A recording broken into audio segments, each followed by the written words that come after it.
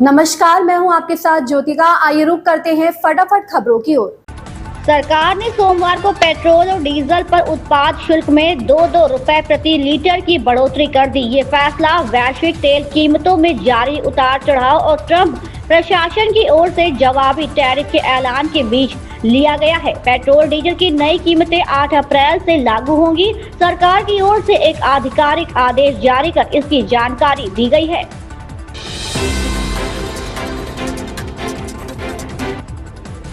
भारत में सोमवार को शेयर बाजार में भारी गिरावट देखी गई। बॉम्बे स्टॉक एक्सचेंज का सेंसेक्स पिछले बंद से 3000 से 4000 अंक नीचे रहा। वहीं निफ्टी में भी करीब 1100 अंकों की गिरावट आई। बाजार विशेषज्ञों ने इस गिरावट के बारे में गुरुवार को ही चेतावनी जारी कर दी थी, जब ट्रंप ने दुनिया भर की कई बड़ी अर्थव्यवस्थाओं से आयात होने वाले अहम उत्पादों पर आयात शुल्क लगा दिया था।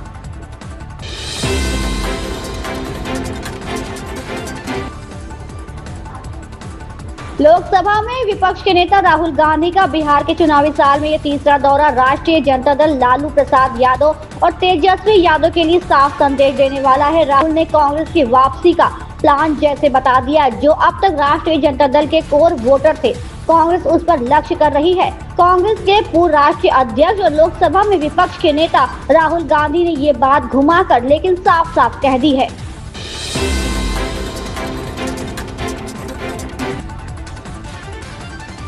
उत्तर प्रदेश के मुख्यमंत्री योगी आदित्यनाथ ने जनसभा को संबोधित करते हुए कहा, आजाद भारत ने 1947 से लेकर 2014 आते आते इन 65-70 वर्षों के दौरान भारत ने कुछ न कुछ तो किया होगा, लेकिन भारत विश्व की 11वीं बड़ी अर्थव्यवस्था ही बन पाया था। पिछले 10 सालों में भारत ने जो प्रगति की है, आज हर क्षेत्र में कुछ नया दिखता है, एक नई ऊर्जा दिखती है। आज भारत दुनिया की 5वीं सबसे बड़ी अर्थव्यवस्था बन गया है और अगले 2 सालों में ये तीसरी सबसे बड़ी अर्थव्यवस्था बन जाएगा। आज भारत दुनिया में खुद को साबित कर रहा है। यानी आजाद भारत में 1947 से लेकर के 2014 तक आते आते इन 65 से 70 वर्षों के दौरान भारत ने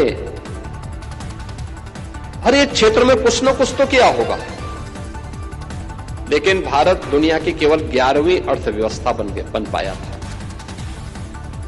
और पिछले 10 वर्ष के अंदर भारत ने जो प्रगति की,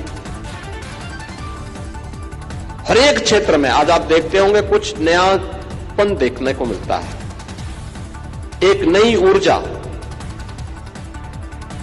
एक नया उत्साह, एक नया उमंग हम सबको देखने को मिलता है।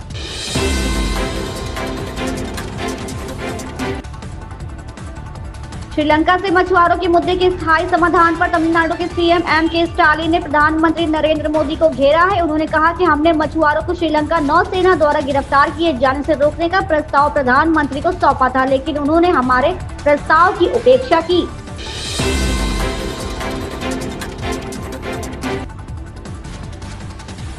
जम्मू कश्मीर विधानसभा में सोमवार को वक्फ कानून को लेकर जमकर हंगामा हुआ। नेशनल कॉन्फ्रेंस के स्थगन प्रस्ताव पर जमकर बवाल हुआ है। नेशनल कॉन्फ्रेंस वक्फ बिल पर चर्चा करने की मांग कर रही है। नेका नेता तनवीर सादिक वक्फ कानून के खिलाफ स्थगन प्रस्ताव लाने की मांग की।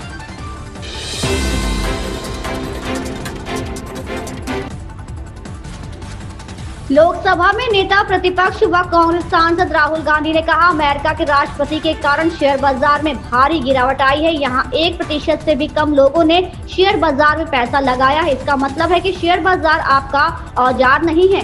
इसमें असीमित पैसा बनता है, लेकिन इसका फायदा आपको नहीं मिलता। आप में से आपने देखा होगा, अमेरिका के राष्ट्रपति ने स्टॉक मार्केट की धज्जियां उड़ा दी हैं। देखा होगा, देखा ना? अच्छा, आप मुझे बताइए, आप में से, इस भीड़ में से कितने लोग स्टॉक मार्केट में पैसा डालते हैं?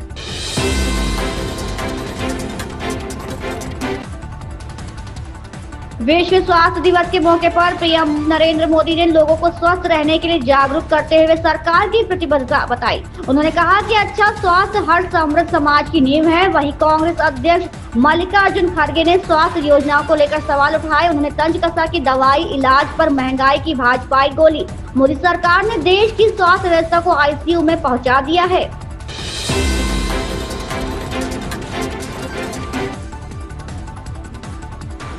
चंद्रपुर में भाजपा के स्थापना दिवस कार्यक्रम 2 जगहों पर हुआ था। इसे लेकर सीएम देवेंद्र फडणवीस की चाची ने आपत्ति जताई। उन्होंने कहा कि लोग भाजपा में शामिल होने के लिए कतार में खड़े हैं और अगर हम लड़ते रहेंगे तो क्या लोग ये नहीं कहेंगे कि हम कांग्रेस जैसे हो गए हैं। महाराष्ट्र में भाजपा की चंद्रपुर इकाई में अंदरूनी कलह पर सीएम देवेंद्र फडणवीस की चाची ने फटकार लगाई है। उन्होंने नेताओं और कार्यकर्ताओं को आगाह किया है कि हमें कांग्रेस जैसा नहीं बनना चाहिए। इन खबरों में बस इतना ही। बने रहिए हमारे साथ।